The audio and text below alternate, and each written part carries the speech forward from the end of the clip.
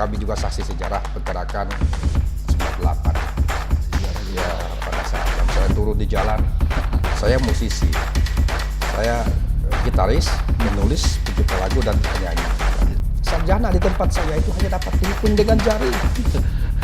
Sekecamatan saya pada masanya saya itu hanya yang saya tahu itu ada di tempat kami itu hanya 4.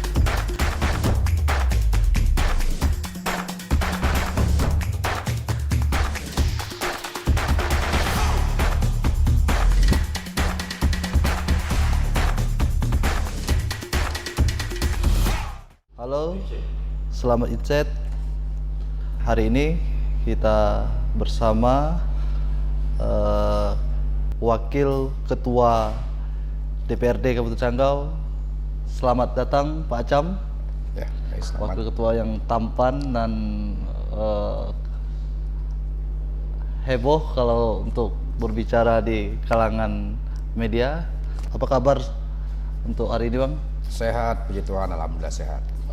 Tadi baru selesai, Bang, ya? Baru selesai Tidak. paripurna.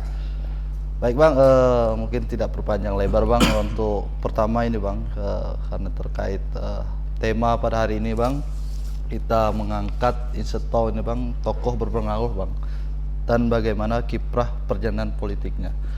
Mungkin sedikit bisa Abang ceritakan lah terkait apa namanya latar belakang pendidikan Abang semasa kecil Abang, dari secara singkat, Bang, dari SD, SMP, SMA hingga perguruan tinggi itu, Bang. Ya, saya dilahirkan di sebuah desa 47 tahun yang lalu, hampir 48 gitu. Ya. Dan SD saya habiskan di desa, kemudian SMP saya di SMP Padang Tarang. Setelah SMP maka kemudian saya meneruskan pendidikan untuk SMA itu semuanya di Pontianak. Karena pada masa itu masih sangat sulit dan tidak ada SMA di kecamatan, yang hanya ada satu-satunya di ibu kota kabupaten.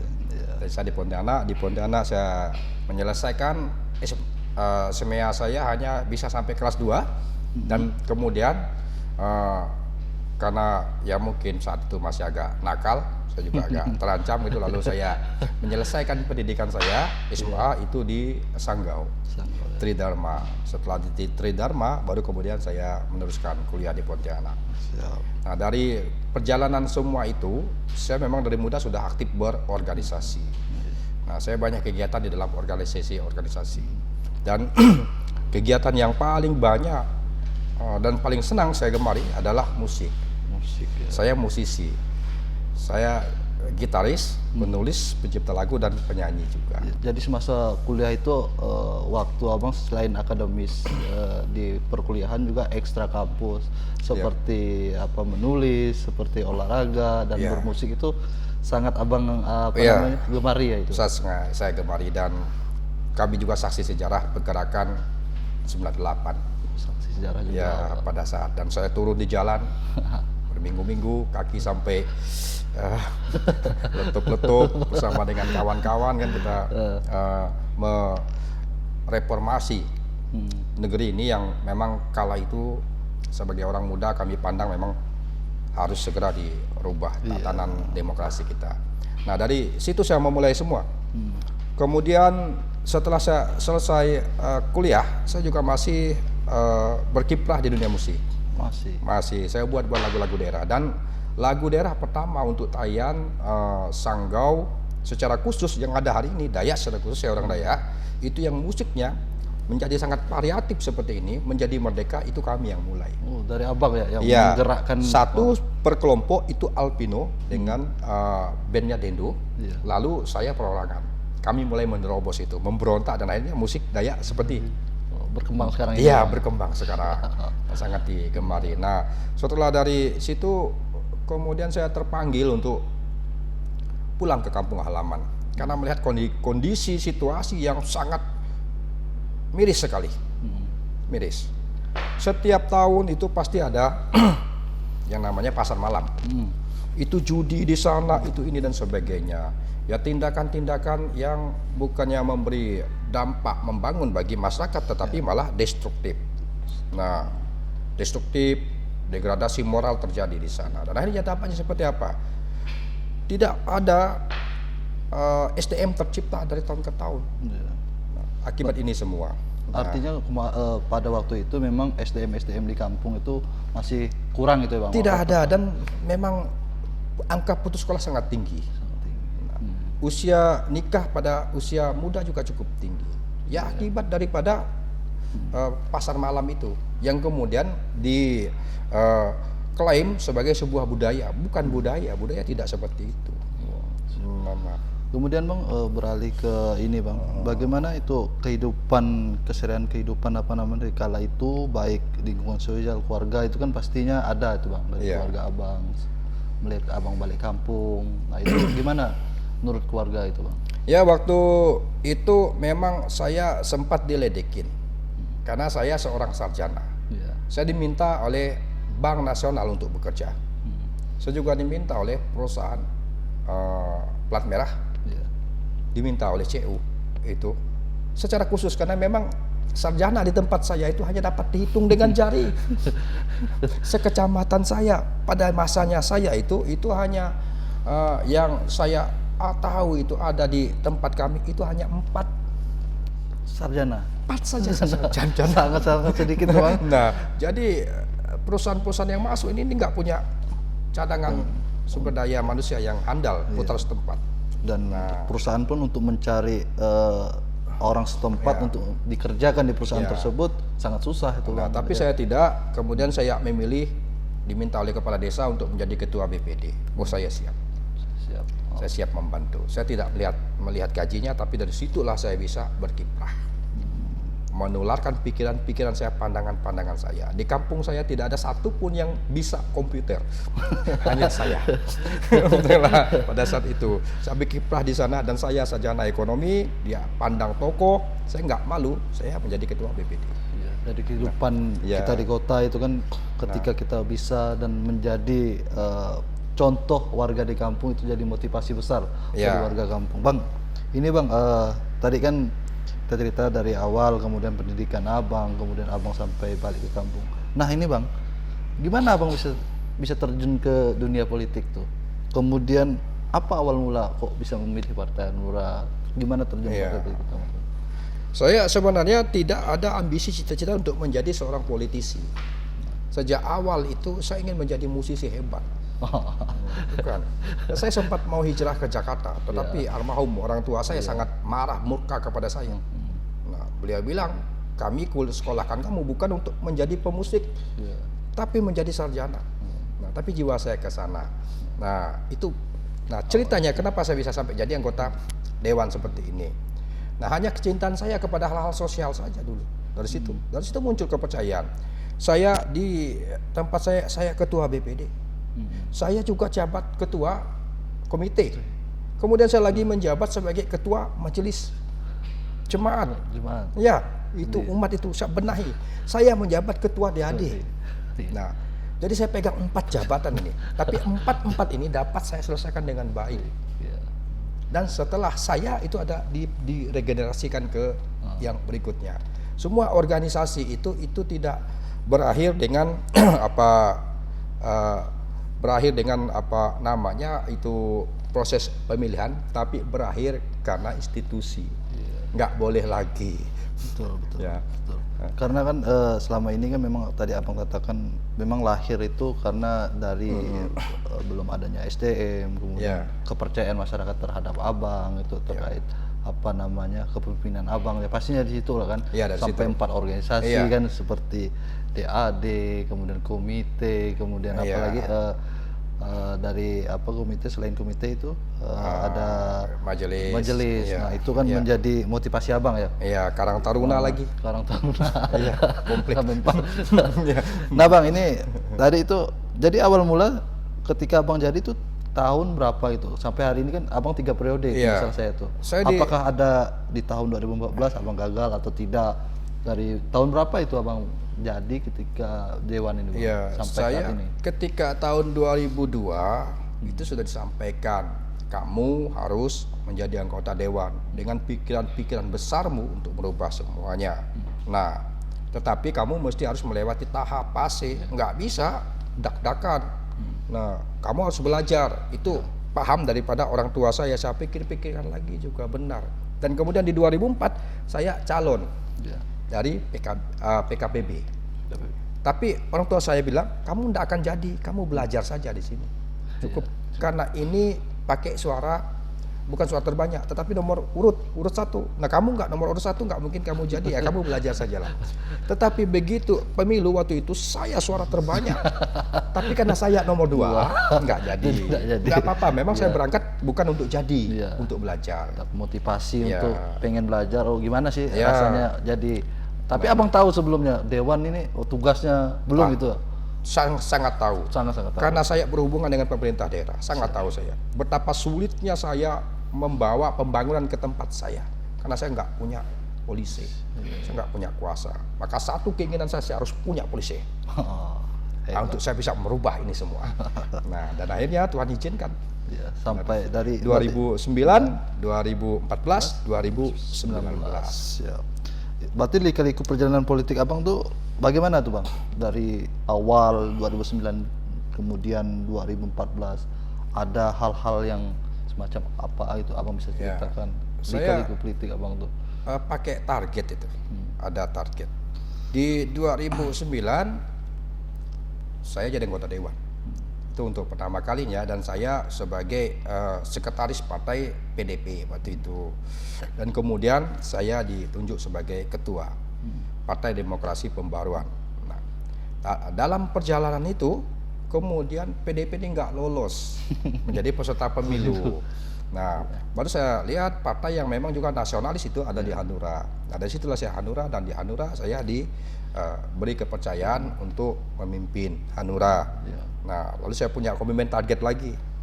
Nah, karena ending saya adalah kepala daerah. Seorang politisi harus punya sandaran, pelabuhannya jelas. Nggak boleh ngambang di tengah-tengah laut. Mesti harus jelas pelabuhannya. Dan saya tahu pelabuhan saya di mana. Nah, maka saya harus mulai merangkai semuanya.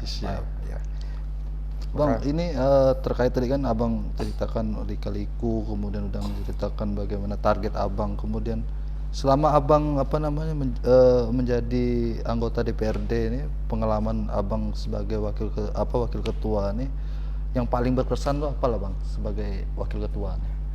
Ya, dari abang apa namanya? Ya, kalau sebagai wakil ketua itu yang paling berkesan, ya kesannya tidak ada. Ya, ketika kita mampu memahami anggota, di situ esensinya. Dari mampu kita memahami. Karena sebelum saya jadi ketua, saya sudah menjabat sebagai ketua komisi. Dan bahkan di periode-periode berikutnya saya juga tidak pernah menyadari kenapa saya ketua partai, saya juga ketua fraksi, saya ketua komisi, saya ketua BK, dan ini rasanya aneh kok, tapi ada kok. Saya tidak pernah nyangka kenapa saya bisa menepati 4 jabatan di lembaga ini. Dan mungkin belum pernah ada. Abang sendiri? Saya sendiri baru yang bisa pegang 4 jabatan itu di lembaga ini. Berarti yang produk-produk yang abang lahirkan pasti banyak itu bang? Iya, banyak lah.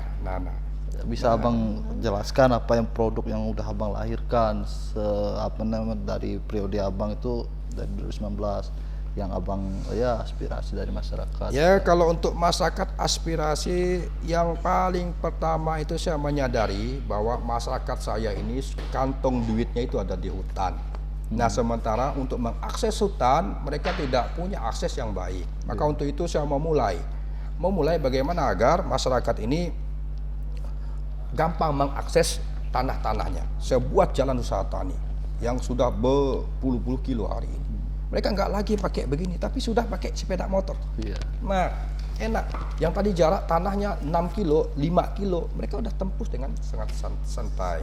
Nah, produksi pertanian meningkat. Lalu kemudian di tempat saya ada sangat panjang ini sungai.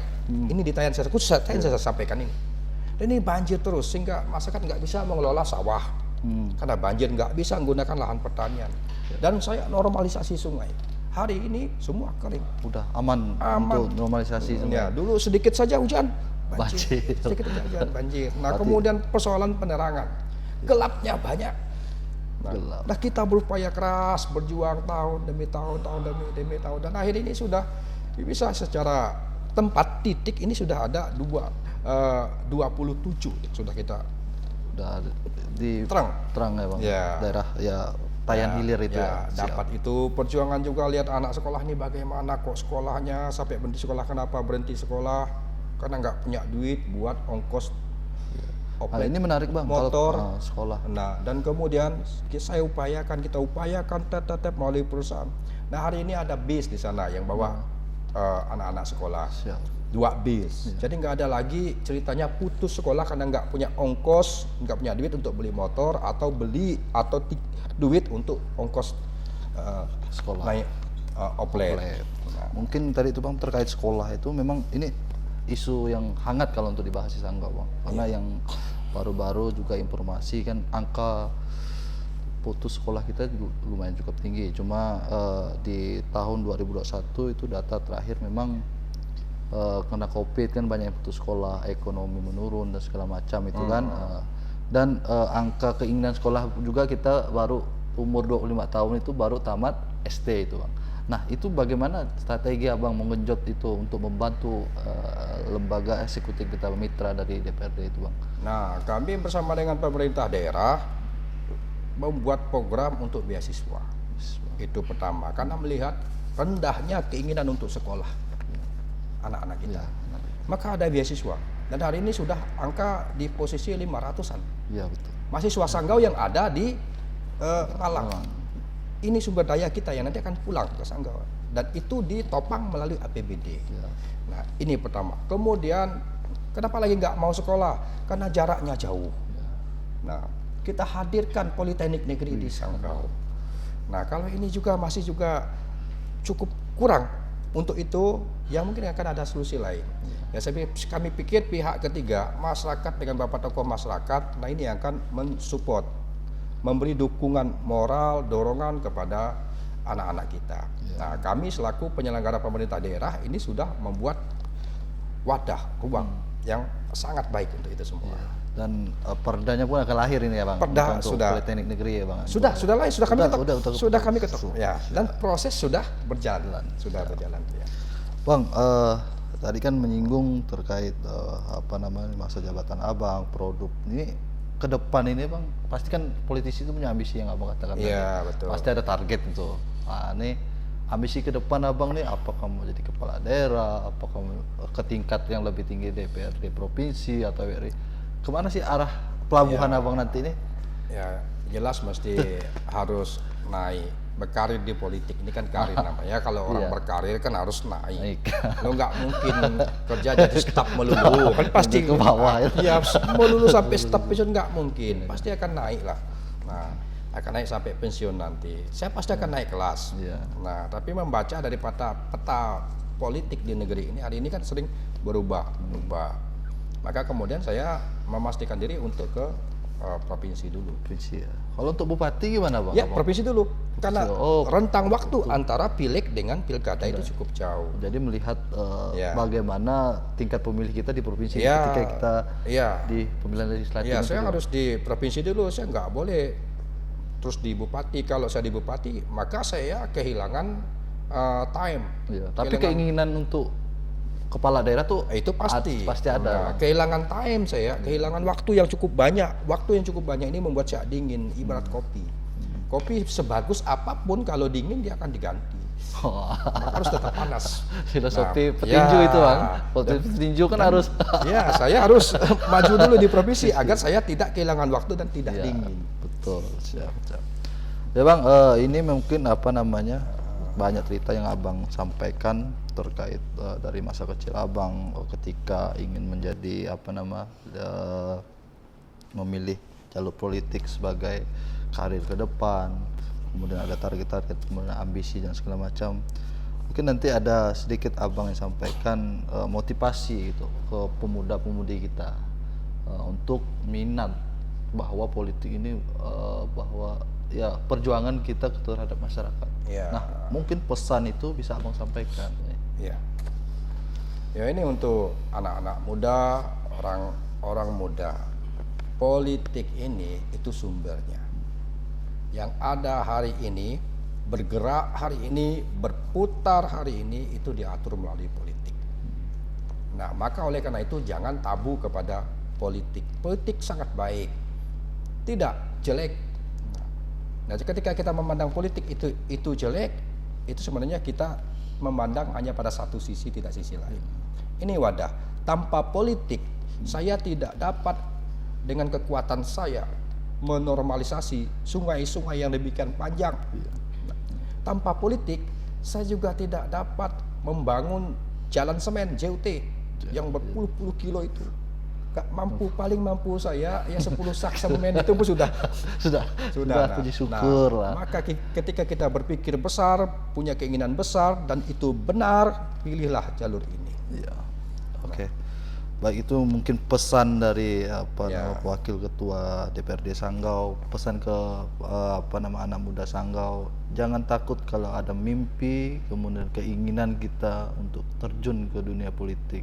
Nah, terakhir ini Bang, terkait dinamika politik, kemudian bisa Abang beri pandangan terkait politik kita ke depan ini Bang. Bagaimana perkembangan, kemudian dinamika itu, pesan kepada masyarakat khususnya ini Sanggau lah Bang. Ya, dengan ini kan mendekati pesta demokrasi atau pemilu nih Bang. Dengan kita tahu pada 2019 itu dinamika cukup tinggi. Nah, closing statement dari Abang yang ingin pesankan kepada masyarakat, khususnya masyarakat Sanggau tuh Bang. Ya, orang-orang muda Sanggau ini di tangan mereka ini, di tangan kalian semua. Perubahan itu hari ini. Kalian generasi milenial. Generasi milenial inilah yang akan memiliki masa depan ke depan. Nah, perubahan itu mereka yang bisa merubahnya. Sistem perpolitikan yang kita tahu sama-sama ini tidak sehat. Tidak lagi melihat kualitas. Tidak lagi juga melihat kuantitas. Semua lari kepada yang namanya isi tas. Ini sistem politik yang sangat tidak baik dan sangat tidak mendidik. Seseorang itu dikatakan baik bukan mampu. Baik kenapa? Baik karena dia memberi kami baju klub, karena dia memberi kami dana untuk kegiatan itu ini dan sebagainya. Nah, ini semua harus dirubah agar ada orang-orang benar, orang-orang jujur dengan nurani yang benar berkesempatan untuk duduk di tempat ini, memberi ide-ide besarnya. Nah, bukan orang yang dengan status keuangan yang berjuis tapi kosong dan berangkat dengan motivasi yang tidak benar untuk mendapati tempat yang terhormat ini. Jangan sampai seperti itu, dan itu ada sama orang-orang muda ini. Mereka yang merubah semuanya. Nah, digitalisasi hari ini itu bisa membaca track record tiap calon. Nah, jangan gadaikan masa depan Sanggau ini hanya dengan baju kostum, hanya dengan bola, hanya dengan uang 50.000. Kalau itu juga masih terjadi pada pemilu yang akan datang, berarti kaum muda ini gagal merestorasi sistem perpolitikan di daerah ini. Kita nggak pikir jauh, daerah dulu. Baik Bang, terima kasih Insetso. Tadi itu pesan yang sangat bijak dan motivasi untuk masyarakat Sanggau, kemudian khususnya anak muda. Insetso hari ini istimewa kita dengan Pak Acam yang bagaimana ide dan gagasannya sangat memberi edukasi, kemudian pengetahuan kepada kita semua. Apa yang menjadi perbincangan hari ini, kita menjadi pesan kepada masyarakat Sanggau bahwa politik itu tidak semena-mena itu kotor. Bagaimana pribadi dari orang sendiri yang bisa membawa daerah khususnya Kabupaten Sanggau akan lebih baik. Mungkin sekian Insetso pada kesempatan hari ini. Saya Chandra Apriansah dan Saya Acam, Wakil Ketua DPRD Kabupaten Sanggau, mundur diri. Sampai jumpa di lain waktu dan lain kesempatan. Salam Insetso.